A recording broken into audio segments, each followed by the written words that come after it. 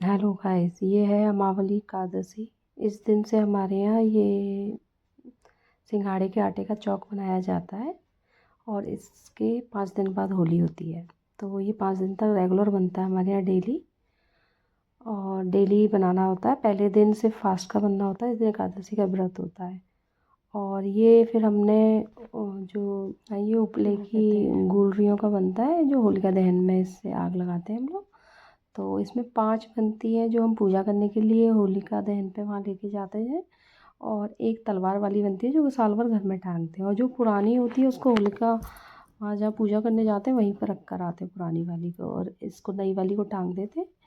और ये आपकी इच्छा है, आप जितनी बनाओगे। ये वो जो अपने घर में आग लगानी होती है, तसला में मिट्टी रख के नीचे, और ये सबको इकट्ठी करके रख दीजिएगा। सुबह नेक्स्ट डे सुबह चौक बना के, और ये चौक बनता है हमारे यहाँ फर्स्ट डे। तो मैंने आपको बताया कि व्रत के आटे का बनता है, और ये 5 दिन तक फिर गेहूं के आटे का और कलर करके बनाना होता है 5 दिन तक डेली। जहाँ पर हम होलिका रखेंगे वहीं उसी जगह पे सेम डेली बनेगा। फिर इसके बाद नेक्स्ट डे होली वाले दिन आ जाते हैं। इस दिन झारपीर की पूजा होती है, जो लड़के ही करते हैं हमारे यहाँ। पापा करेंगे, बच्चा करेगा, बाबा। और फिर हम लोग ये पूड़ियाँ बनाते हैं, और ये देखिए हनुमान जी बनते हैं। इस दिन झारपीर बाबा की पूजा होती है, और कंडे की आज्ञारी करनी है, और सिंदूर से बनाते हैं इसको। और फिर गुलगुले ले लीजिए आप 5 5 या 7 बतासे, जो भी आपकी इच्छा है। उसके बाद हम ये प्रसाद बनता है 2 पूड़ी का, और गुलगुले डाल लीजिए 2 या 3 4 डाल लीजिए, और बतासे वो जितना आपको क्वांटिटी रखनी है उस हिसाब से, और बूरा डाल के मिक्स कर लीजिए सारे को। और इसके बाद और खीर, तो हमारे यहाँ गुलगुले और खीर से भोग लगाया जाता है झारपीर बाबा को, बतासे से हनुमान जी को। ठीक है। और इसके बाद फिर अग्यारी करते हैं, घी डालते हैं, कपूर और वो अग्यारी और लौंग का जोड़ा चढ़ाते हैं 2 2, और जल, ये सब चढ़ा के इनकी पूजा करते हैं। पूजा करने के बाद धूप लगाते हैं।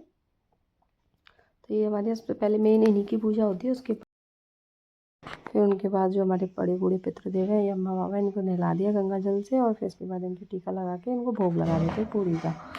और फिर इसके बाद चलते हैं हम होलिका मैया पे पूजा करने, और गाय की चंदियाँ निकाल देते हैं। फिर इसके बाद ये बाहर हमने चौक बनाया है जिस पे हम तसला रखेंगे, जो उपला है, जो होलिका दहन जलेगी रात को, तो यहाँ पे हम चौक बना के तसला रख देंगे।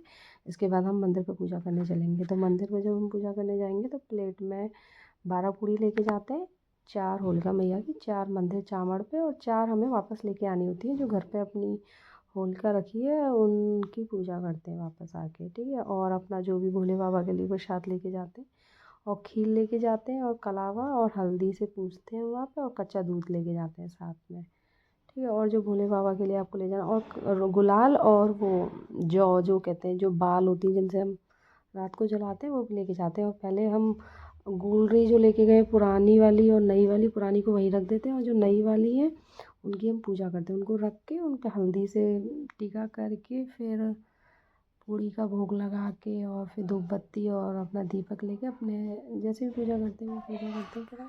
फिर पूजा करने के बाद हम यहाँ से पूजा करने के बाद फिर मंदिर जाएंगे, और हाँ इसकी परिक्रमा लगाएंगे, 7 परिक्रमा लगा लो, और कलावे से लगा लो, और फिर जल डालते हुए जाते हैं। और फिर इसके बाद हमें मंदिर जाना होता है। फिर वहाँ भोले बाबा और चावड़ की पूजा करके वापस आते हैं। फिर उसके बाद अपने घर पे जो होलिका होती है उनकी पूजा करते हैं। तो जो पूड़ी लाते हैं पहले उनको हल्दी से चंदन लगाएंगे, फिर पूड़ी पे भोग लगाएंगे धूप दीप जला के, और कलावा बांध के परिक्रमा लगाएंगे इनकी।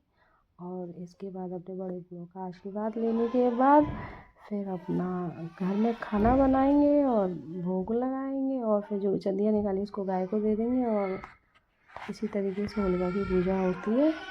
जय होलिका मैया की।